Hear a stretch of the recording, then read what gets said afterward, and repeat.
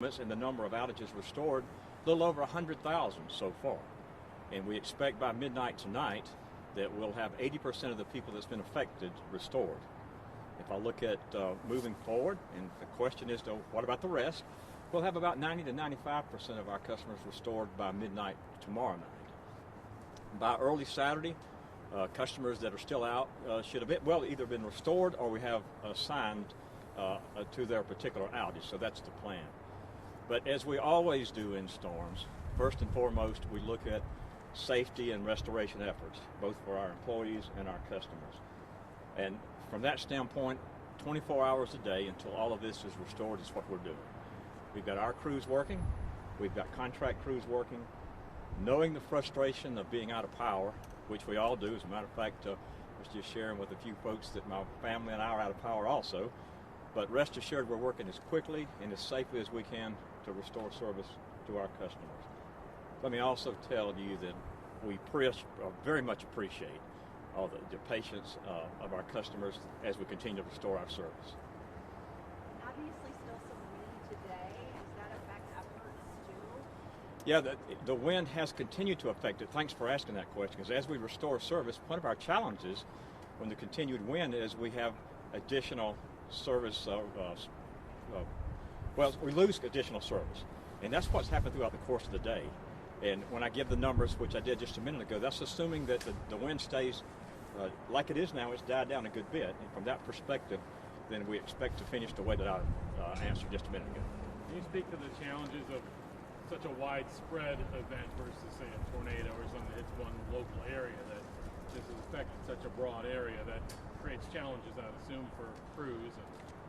Well, it does, and when you have a widespread area, but fortunately the way we have our crews positioned, and we serve a wide area, and we have crews in those geographic areas. So the way that it worked in this particular storm, the people that were assigned those areas are certainly staying in those areas, which they're familiar with, which helps in restoration. And from that perspective, that's how we're working this storm, which is what we typically do in a storm restoration effort. But that's a good point about even the storm restoration and the time it takes, because this one is more widespread. So it takes a little bit longer in some cases to get crews to the right place if we need additional help. When's the last time you responded to an event on such a scale like this? August the 10th was I've been here for 10 years, and August the 10th was actually the largest storm in our history, Brandon, I believe. And so we had over 200,000 customers out during that particular event. Now I'm sorry. No, I was just going to ask, because just for the people who are still out of power watching at home, you don't have any indication of which might be not restored until Friday night or Saturday? Well, what we do, it's a good question. Along the way, as we know more about the specific outages, we're able to populate what the estimated times of restoration. So what I gave you a minute ago was a broader look based on our history and what we're seeing already. But as we have more information on the specific outages, that'll be populated on our outage maps and things of that nature. So thanks for that question. Can you sum up what's taking so long, in some cases 48 hours, with a little early now? Well, the length of time in restoration depends on the severity of the destruction of our system. You know, when you have sustained winds, and this particular storm was exactly that, sustained winds with the gust up to 60 to 70 miles an hour. When you have that, you can imagine what happens. The trees and limbs can and do fall, and which has happened here, takes down the lines, breaks poles. So the amount of time it takes is directly related to how much damage is done. And what we do when we're restoring service is, again, take a look at those specific ones, and that's how we're able to do a better job of estimating our time once we see exactly what needs to be done. Are there any inaccessible areas throughout the coverage area? I'm sorry, I could not hear. Are there any inaccessible areas right now? To my knowledge, no, but frankly, I have to talk to my folks out in the field, 'cause I've been talking with them since this started, but we do not have a lot of the snow. We had a lot of wind this time, some snow last weekend. So my guesstimate is on that unless there's a lot of tree damage, that we probably do not have a lot of excess problems. Brandon, is anything? Yeah, there's some snow in the Iron Ridge. I mean, our customers up north, there is some snow, but yeah, nothing like August. Yeah, very good. Okay. What about injuries for crews? Anything they have uptake? No, and I should have started with that. And I've mentioned safety a couple of times. We've had 0 incidents or accidents with our crew. Safety is our number one goal at our company, and certainly always on our mind. We've worked injury-free so far. We hope that continues. Is this an all hands on deck kind of situation? It is an all-hands-on-deck situation, as it always is in storms. Look, we understand, as I said a minute ago, how frustrating it is to be without power. So our men and women that are working on the line crew and working throughout the company are doing their very best job, all hands on deck, to get every single customer restored just as quickly as we can. How would you describe your company's recent efforts at hardening the system, circuitry improvements, in other words, preventive steps that you can take with hardware or use?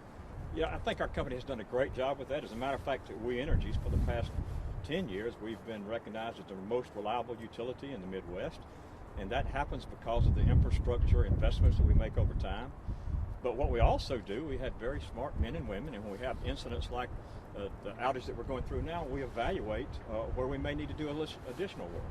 So from that perspective, I think our track record has proven that we do good with that. We learn on each occasion, like we're doing on this particular one. Is there cost-benefit analyses that go into these things? Cost-benefit analysis is always done. When you look at what investments we make in the system, be it new technologies, be it overhead to underground, all of that's put into the mix to make those decisions. What's best for the customers as far as safe, reliable power, and we make those decisions based on those criteria with the business case. What are you learning from this storm that will inform you next time? I'm sorry again? What are you learning from this storm that will inform you next time? Well, we're still in the process of restoring and learning. What we do on each storm, and we'll do after this one, after it's complete and everybody is restored, we take a comprehensive look at the whole storm. So we'll be able to answer that question a little bit better after we complete this storm, which is what we do after every storm, as I mentioned. Do you happen to know what the peak number of customers affected was? Brandon and I were just talking about that. So far, the numbers, and don't hold me to this exactly, but probably 150,000. Which you asked about the storm a bit ago, it was less than what we had in August, but still a sizable number of customers that are out. That were affected, rather, not still out. You said your neighborhood can ask what street, what city? Where do you live? You mentioned your neighborhood. Oh, I'm sorry. Yeah, I live in Mequon. Mequon. I think that's it. Thanks so much. Well, it's nice meeting you all. Yeah. Thank you very much. Oh, sorry. Yeah, Ken. Oh, I'm Do you sorry. mind? Do you have a minute?